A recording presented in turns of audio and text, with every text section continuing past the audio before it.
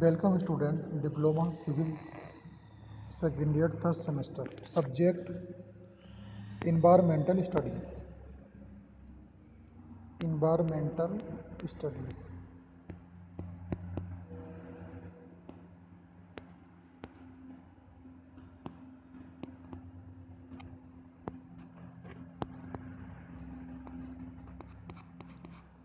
तो environmental studies में जो मैंने आज का टॉपिक लिया है वो हमारा टॉपिक है विपत्ति यानी कि हैज़ार्ड। विपत्ति यानी कि हैज़ार्ड, इसको इंग्लिश में कहते हैं हैज़ार्ड। तो इसकी डेफिनेशन है कोई भी खतरनाक घटना या परिस्थिति जिससे घायल करने, जीवन समाप्त करने या संपत्ति, प्राणी जगत और पर्यावरण को क्षति पहुंचाने की क्षमता या स्वास्थ्य बिगड़ने का बड़े पैमाने का कारण बने, इसे हम विपत्ति कहते हैं। जैसा कि विपत्ति का मतलब ये है कि कोई भी चीज़ ऐसी हो कि जो हमारे दैनिक जीवन पे बहुत खतरनाक इफेक्ट डालती, तो उसको हम कहते हैं हैज़ार्ड, विपत्ति कहते हैं। विपत्ति मतलब एक बहुत दुखद घटना हो। तो टाइप्स ऑफ हैज़ार्ड, विपत्ति के प्रकार। तो विपत्ति जो आती है वो कई तरीके से आती है। नंबर फर्स्ट इसमें है नेचुरल हैज़ार्ड यानी कि प्राकृतिक। प्राकृतिक विपत्ति विपत्ति क्या होती है? जो हमारी कुदरती, जो आसमानी, जो कि नेचुरली इफेक्ट के कारण होती है, वो हमारी कहलाती हैं प्राकृतिक। जैसे भूकंप आना, मैंने कई बार बोला आपको, जब भूकंप आया तो भूकंप क्या है? एक नेचुरल विपत्ति है, एक नेचुरल क्रिया है, यानी कि प्राकृतिक है। वो उसके बारे में हम अनुमान नहीं लगा सकते। बस ये है कि वो एक घटना घटी, कहीं ना कहीं हमारी बिल्डिंगों पर इफेक्ट डाल गई और कहीं ना कहीं हमारे पर बहुत बड़ा विपत्ति का कारण बनी। तो भूकंप आना, ज्वालामुखी का विस्फोट होना, सुनामी। सुनामी शायद आप लोगों ने सुन रखा हो। तो सुनामी क्या है? किसी भी जैसे कोई हमारा समुद्र में उठने वाली बहुत ऊंची ऊंची लहरों को हम सुनामी कहते हैं। जैसे कि बहुत पहले एक सुनामी आई थी। तो सुनामी का क्या है कि समुद्र में का कुछ तल अचानक से खूब ऊंचा उठ जाए और वो हमारे किसी भी नज़दीकी द्वीप के अंदर तबाही मचा दे, तो हमारे कहलाती है सुनामी। भूस्खलन, जो पहाड़ों पे बहुत सारी पहाड़ियाँ हमारी फिसलती रहती हैं। बाढ़, सूखा और प्रचंड बाद और चक्रवात, साइक्लोन, आग आदि। तो प्राकृतिक जो हमारी आपदाएं हैं और यानी कि जो विपत्ति हैं वो किस टाइप की हो सकती हैं? भूकंप के रूप में, ज्वालामुखी विस्फोट के रूप में, सुनामी के रूप में, भूस्खलन और बाढ़, सूखा और प्रचंडवाद, चक्रवात आदि क्या है? हमारे ये प्राकृतिक विपत्तियाँ हैं। अप्राकृतिक विपत्तियाँ, जिनको हम आर्टिफिशियल भी कह सकते हैं, जो खुद इंसान बना देता है। अप्राकृतिक विपत्तियाँ मनुष्य के द्वारा स्वयं उत्पन्न की गई विपत्तियाँ, जो मनुष्य बना सकता है। नंबर एक, विस्फोट। अब किसी ने विस्फोट किया, कोई बम बनाया, तो ये क्या है? एटम बम, परमाणु बम क्या करते हैं? हम लोग बनाते हैं इनको। तो ये अगर ये कहीं विनाशकारी रूप से हम इसका इस्तेमाल करेंगे तो ये मनुष्य द्वारा निर्मित विपत्तियाँ हैं। जैसे सुनते हैं आप, किसी देश ने दूसरे देश के ऊपर अगर मर गया तो उसने बम डाला, तो वो कोई प्राकृतिक आपदा नहीं है, वो कहीं ना कहीं हमारे देश की उस दूसरे देश से अंडरस्टैंडिंग ठीक नहीं है, कहीं ना कहीं तनाव है, इसलिए वो क्या करता है? बहुत सारी बमबारी करता है। जैसा आप हमें सुनते रहते हैं चीन से या पाकिस्तान से बहुत सारे झगड़े होते रहते हैं। तो ये जो भी हमारे नज़दीक देश हैं, इनमें बहुत सारी घटनाएं ऐसी होती रहती हैं कि जो सिर्फ एटम बम, परमाणु बम या हमारे कुछ जेट विमान के ज़रिए हम कोई ना कोई क्रियाएं करते रहते हैं। उनसे होने वाली जो भी हमारी विपत्ति हैं वो हमारी कहलाएगी अप्राकृतिक विपत्ति। जहरीली गैसें, रिसाव। जैसे आपने देखा कोविड-19 को ज़्यादातर लोगों ने ये नाम दिया कि कहीं ना कहीं ये चीन से चला, एक वायरस है। तो जहरीली गैस एक क्या है? वो इन्वायरमेंट में फैलती है। चीन से चला हुआ वायरस कोविड-19 क्या है? किसी के संपर्क में आने से हुआ। तो ये भी हमारे पास क्या है, एक प्राकृतिक विपत्ति का एक रीज़न है। और रेडियोधर्मी बिकड़ का रिसाव, बांध फटना, वाहन दुर्घटनाएं, विमान, ट्रेन, बस, कार दुर्घटना और युद्ध, गृहयुद्ध, प्रदूषण आदि। बहुत सारे प्रदूषण होने पर भी क्या है, हमारा जो पर्सनल लाइफ है थोड़ी इफेक्ट होती है। ये भी क्या है, एक हमारी विपत्ति है। और कोई भी प्रदूषण अगर होता है तो कहीं ना कहीं उसमें हम लोगों का ही बहुत बड़ा हाथ होता है। बहुत बड़ा हम लोग ही जो है उसके अंदर सिस्टम को फॉलो नहीं करते, इसलिए वहाँ पर सॉलिड वेस्ट बहुत ज़्यादा इकट्ठा हो जाता है, जिसके कारण वहाँ पे सॉलिड वेस्ट पोल्यूशन होने की संभावना बढ़ जाती है। तो हम कह सकते हैं कि जो विपत्ति हैं वो हमारी कुछ प्राकृतिक रूप से होती हैं और कुछ हमारी कृत्रिम रूप से होती हैं। डेफिनेशन ऑफ डिसास्टर, आपदा। आपदा क्या होती है? आपदा मीन्स जब कोई भी एक ऐसी चीज़ हो जाए कि जहाँ का जीवन अस्त व्यस्त और लोग परेशान हो जाएं, वहाँ पर आपदा। कोई भी प्राकृतिक घटनाएं जिनके कारण सर्वव्यापी मानव हानि यानी कि ह्यूमन लॉस। कोई भी प्राकृतिक घटना जिसके कारण सारे लोग जो है और प्राणी जगत संपत्ति की हानि और मानवीय पीड़ा होती है, आपदा कहलाती है। ऐसी कोई भी प्राकृतिक घटना जिसके कारण सर्वव्यापी मानव हानि या प्राणी जगत और संपत्ति की हानि तथा मानव पीड़ा होती है तो वो आपदा कहलाती है। प्राकृतिक तथा अथवा मानव जाति उन चरम घटनाओं को आपदा की संज्ञा दी जाती है जो प्राकृतिक परिस्थिति तंत्र के अजैविक और जैविक संगठनों की सहन शक्ति की पराकाष्ठा या चरम सीमा हो जाती है। इनके द्वारा प्राकृतिक तथा मानव जाति उन चरम घटनाओं को आपदा की संज्ञा दी जाती है जो प्राकृतिक पारिस्थितिकी तंत्र के अजैविक और जैविक संगठनों को सहन शक्ति की पराकाष्ठा और चरम सीमा हो जाती है। उनके द्वारा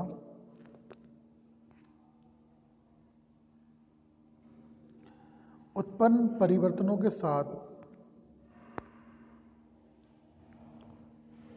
समायोजन करना दुष्कार हो जाता है। धन की, जन की अपार क्षति होती है, प्रलयकारी स्थिति पैदा हो जाती है और ये चरम घटनाएं विश्व स्तर पर समाचार पत्र, रेडियो, दूरदर्शन इत्यादि विभिन्न समाचार माध्यमों को प्रदूषित सुर्खियां बन जाती हैं।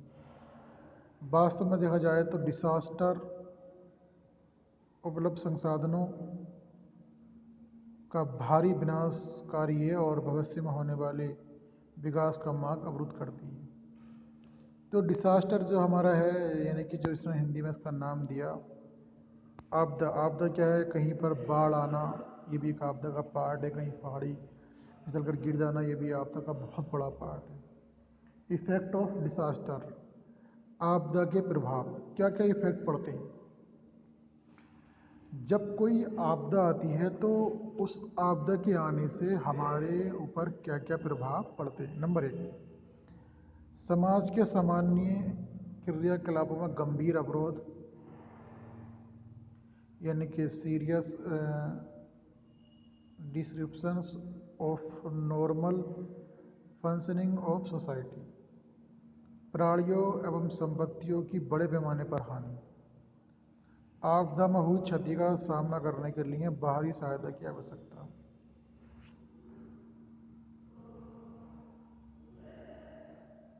इफेक्ट ऑफ डिसास्टर, समाज के सामान्य क्रियाकलापों में गंभीर अवरोध, serious destructions of normal functioning of society. आपदा में हुई क्षति का सामना करना और क्षति का सामना करने के लिए बाहरी सहायता की आवश्यकता। क्लासिफिकेशन ऑफ डिसास्टर, आपदा का वर्गीकरण।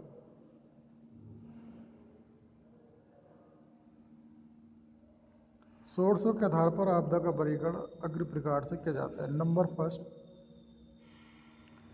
मेट्रोलॉजिकल, माप संबंधी। मेट्रोलॉजिकल यानी कि हुरिकेन, साइक्लोन, फ्लड,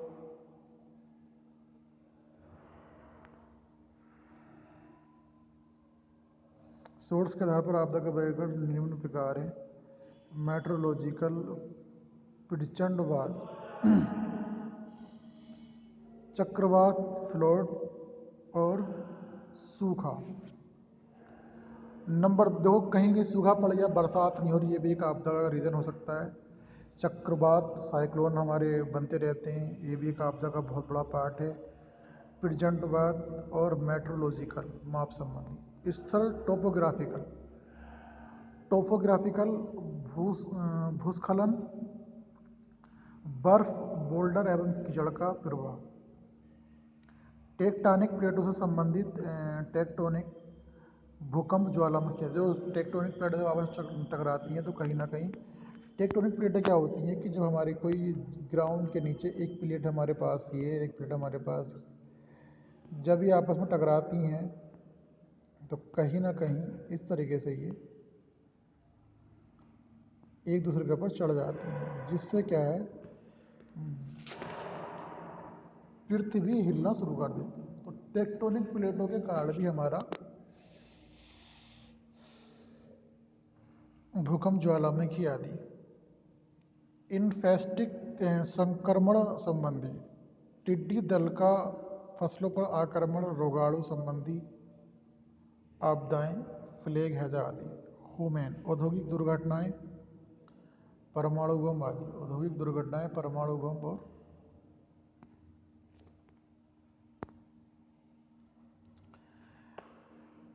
तो अब आता है हमारा difference between hazards and disaster. Hazards आप समझ गए कि हमारा हैजार्ड जो है दो तरीके से, प्राकृतिक और कृत्रिम तरीके से हो सकता है। आपदा क्या है कि जो हमारे मौसमी अकॉर्डिंग, अब दोनों में डिफरेंस क्या है, हालांकि दोनों बहुत नज़दीक रिलेशन है इनका, मगर फिर भी डिफरेंस समझ लेते हैं।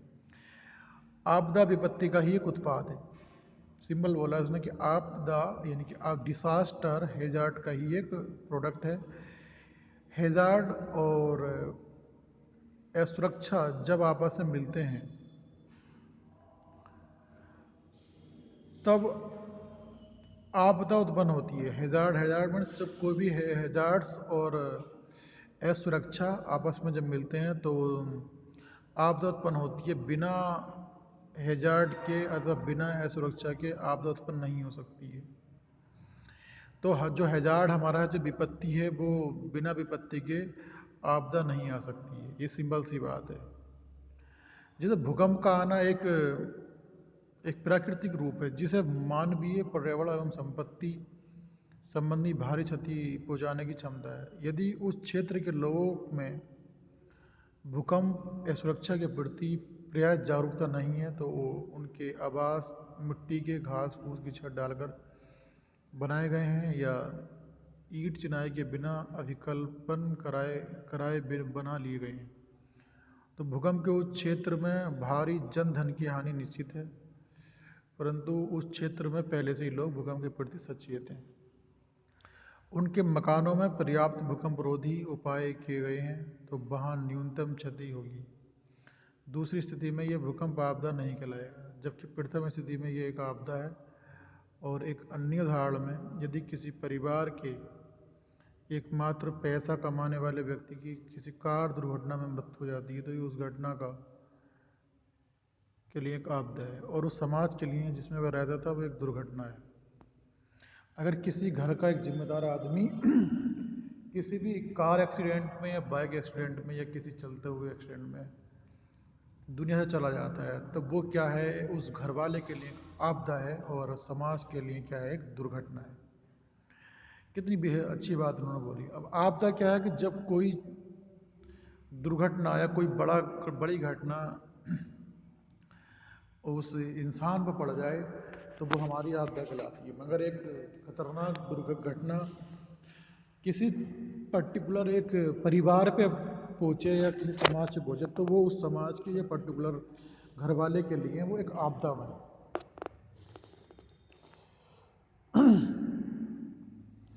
भेद्यता या असुरक्षा, किसी विपत्ति के फलस्वरूप जिस सीमा तक समाज के प्रभावित होने की संभावना है उसे उस समाज की असुरक्षा कहते हैं। समाज में असुरक्षा गरीबी, सूचना की कमी, दयनीय रहन सहन, अपर्याप्त सुरक्षा, आदि काल उत्पन्न होते हैं।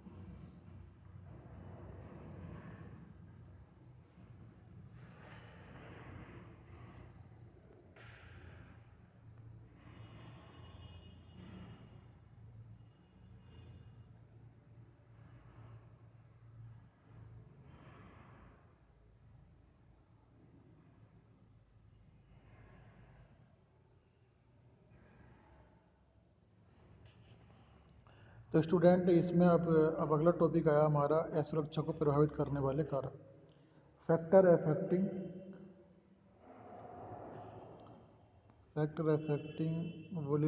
वुलनरेबिलिटी।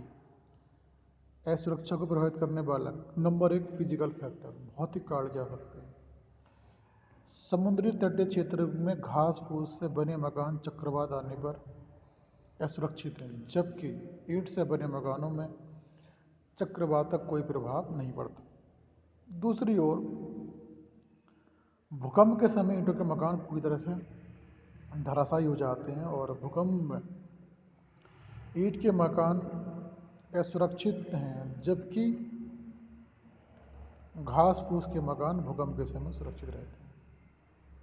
किसी संरचना को सभी आपदाओं में भौतिक रूप से दृढ़ होना चाहिए।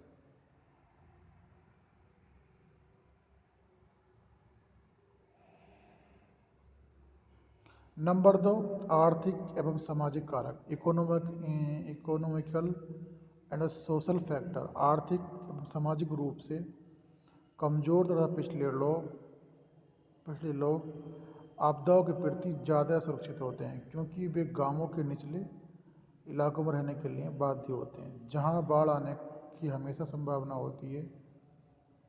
उनके मकान पक्के नहीं होते हैं, उनके पास असुरक्षित सड़क स्थली, शिक्षा, जागरूकता एवं संसाधन जुटाने की क्षमता नहीं होती है।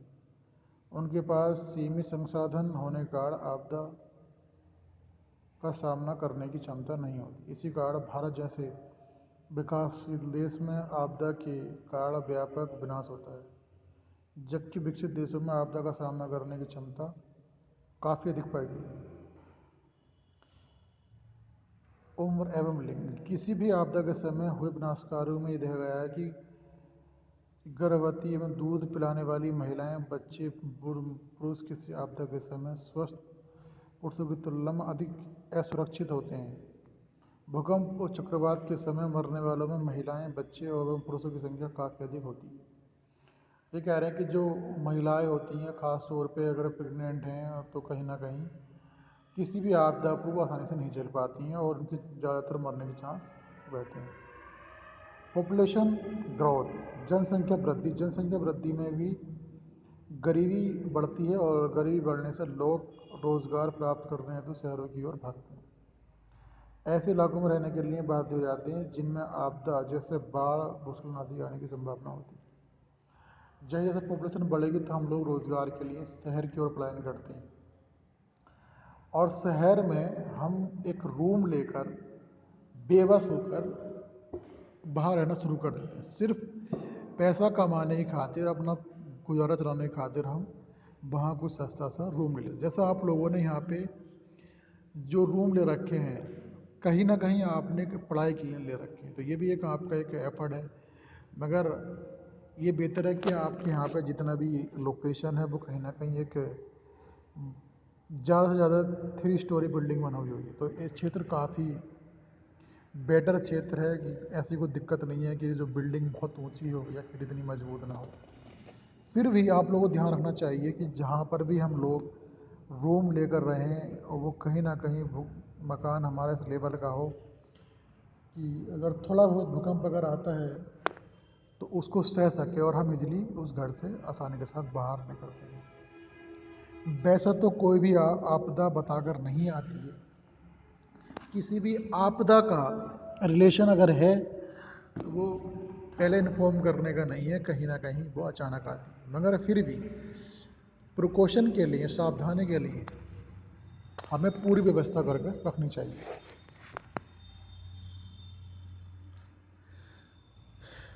असुरक्षित क्षेत्र में बस्ती, settlement in the unsafe area. पहाड़ी क्षेत्र भूकंप और भूस्खलन में पूर्णतः सुरक्षित होते हैं। निचले इलाकों में बाढ़ की हमेशा संभावना बनी रहती है।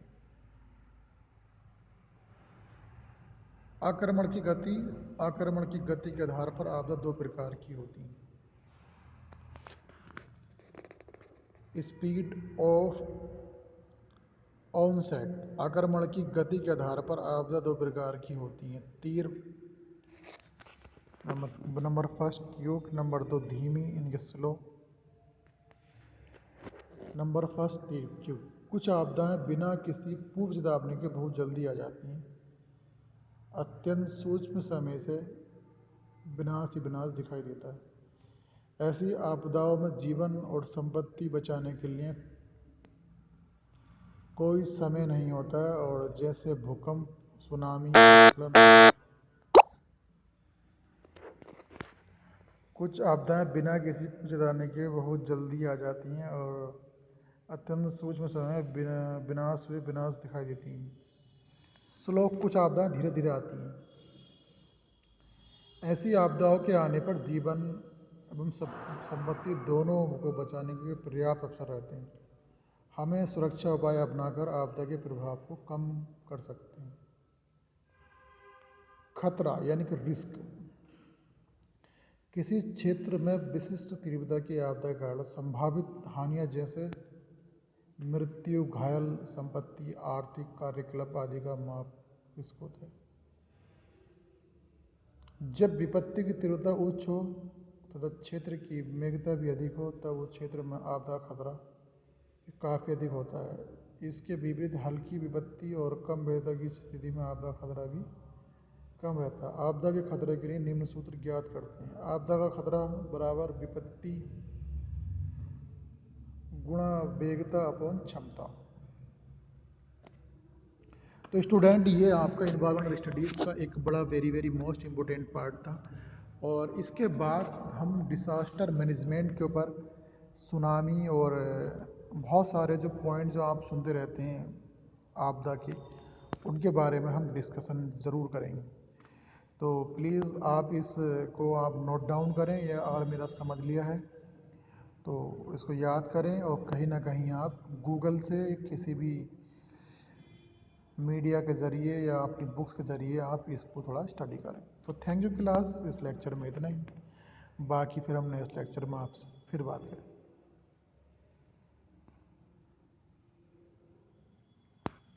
तो जैसे मैंने इस पूरे टॉपिक में बताया कि जो हैज़ार्ड है, जो विपत्ति है, वो नेचुरल और यानी कि प्राकृतिक और अप्राकृतिक विपत्तियों के कारण हो सकती है। और इसी तरीके से जो हमारी आपदा है वो भी एक विपत्ति का ही एक बड़ा रूप है। और इफेक्ट क्या है, आपदा से क्या क्या इफेक्ट पड़ते हैं? समाज और सामान्य क्रियाओं पर गंभीर प्रभाव पड़ता है, और प्राणियों और संपत्ति बड़े होने पर हानि होती है। क्लासिफिकेशन ऑफ डिसास्टर, आपदा का जो परिगण है वो माप संबंधी, स्थलाकृति और टेक्टोनिक प्लेट, संक्रमण और मानव पर पड़ता है। और जो डिफरेंस हमारा है, आपदा विपत्ति का ही एक उत्पाद है, यानी कि आपदा जो है विपत्ति से ही निकला हुआ एक पार्ट है, जो एक बड़े पैमाने पर इसका यूज़ किया जाता है। इसी तरीके से फैक्टर ऑफ अफेक्टिंग, यानी कि सुरक्षा को प्रभावित करने वाले कारक, तो फिजिकल फैक्टर हैं, कुछ इकोनॉमिकल फैक्टर हैं, कुछ एज के हैं, और कुछ जनसंख्या, और कुछ जो है हमारे असुरक्षित क्षेत्र में बसते हैं। तो कहीं ना कहीं किसी भी आपदा या विपत्ति के आने से पहले कहीं ना कहीं हम उसको ऑफर करते हैं, तभी वो आती है। तो जो प्राकृतिक हैं वो तो हमारे हाथ में नहीं है, जो अप्राकृतिक हैं कहीं ना कहीं वो हमारे ही डिस्टरबेंस से, हमारी लापरवाही से, छोटी छोटी लापरवाही से बड़ी आपदा का सामना हमें करना पड़ेगा। थैंक यू क्लास, इस लेक्चर में।